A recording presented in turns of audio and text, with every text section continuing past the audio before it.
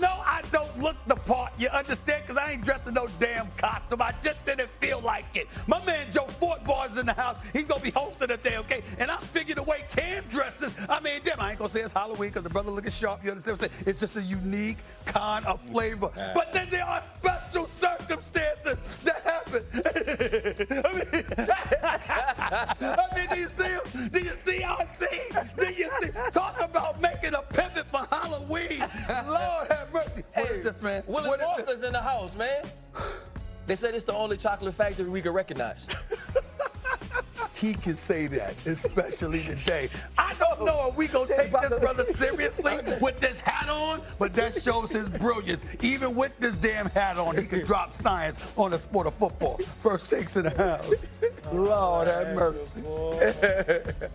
All right, now we'll see Lamar Jackson. If he comes out here and plays the way Lamar Jackson can play, that's going to bring that excitement back. Lamar throws quickly, touchdown! And the rust is gone for Lamar Jackson. When you think of Lamar Jackson, normally you're thinking of a scrambling quarterback, but he can throw the football. This Ravens offense has something going on tonight in Miami. Welcome to First Take and happy Halloween. Stephen A. Smith, Willy Wonka, Cameron Newton. My name is Joe Football. It is great to have you with us today on a Monster Friday. We are going to begin in the NFL with Thursday Night Football, where our boy Lamar Jackson was back in action for the Ravens, showing no signs of rust on Thursday Night Football. Completed nearly 80% of his passes, threw for 4 scores in Baltimore's rout of the Dolphins, 28-6. After the game, Lamar joined SVP to give his thoughts on the win. Take a listen. We feel good. You know, like you said, we got everybody coming back healthy. We just got to stay dialed in. You know, I know what's ahead of us. Knowing it's do or die right now. Starting the season off extremely slow. We've never been in this situation, not since I've been here, but, you know, we just got to lock in and keep doing what we're doing. That's a 2-time MVP for a reason. And, you know, he looked incredible tonight. I know that we're just going to continue to get better and better and better. And, you know, 8 leading the charge, you know, we're a dangerous team. Cam Newton, we begin with you. Are the Ravens legit Super Bowl threats now that Lamar's back on the field? Man, we've always said it. We know exactly who Lamar Jackson is. He is the most dominant force in football. With his ability to take control of the game, his ability to attack defenses in many different ways, and that's what we needed to see. 80% percentage, very efficient offensively. But this is the thing that we also have to understand and acknowledge. We cannot jump to the understanding of, hey, they're back, when we have to also give this understanding and revelation that it was the Miami Dolphins, respectfully. And the thing that you can say is like, okay, you've seen signs. Hey, Lamar ain't you know looking rusty, but then you start to see the defense is giving up a lot of yards still. But the thing that you can hang your hat on, no pun intended, Willy Wonka, is their ability to play opportunistic. Getting after the football, the most important thing in football is the football. And when you have a team that can get interceptions, create turnovers, fumbling and things like that, that's what you would like to see from the Baltimore Ravens. Absolutely not.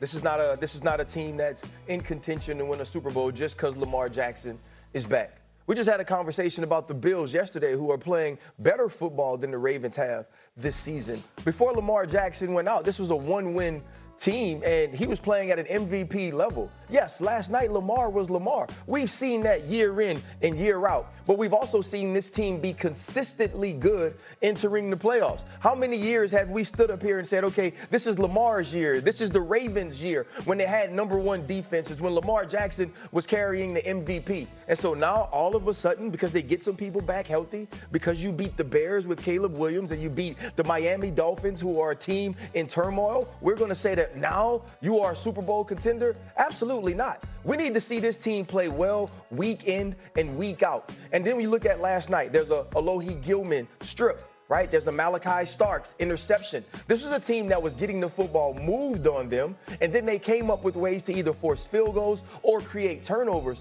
What happens when that's the Kansas City Chiefs? What happens when that's the Denver Broncos? What happens when that's the Indianapolis Colts running the football? So no, I absolutely do not believe that just from what we've seen in the last 2 weeks and Lamar returning, that this is a Super Bowl contender. Well, listen, I'm just saying, Ryan, you might be right. I'm saying it can't definitively be rolled out because of what y'all told me. Didn't y'all tell me the Steelers is a suspect? Yep. Yes, we did. Didn't we say that we don't know whether Indianapolis are those dudes? They're 7-1. I didn't say that. Don't put that in my mouth. I'm talking about looking at the completion of the team. They're very impressive, but we still want to see, because if we had to bet our money between him and Daniel Jones and Patrick Mahomes, or Daniel Jones and Josh Allen or somebody, where we going to go? So we're looking at it from that perspective. We've already conceded that the Buffalo Bills have their issues, okay? Keon Coleman's got to play a little bit better. Somebody's got to step up and be an additional weapon for Josh Allen. We're looking at the AFC, and almost by default, that kept the Baltimore Ravens relevant. Now I'm looking at it, week 1 through 5, allowing 35.4 points per game, 408.8 yards per game, with a total of 2 takeaways. They were absolutely awful. Over the last 3 weeks, allowing only 13 points, 315 yards per game,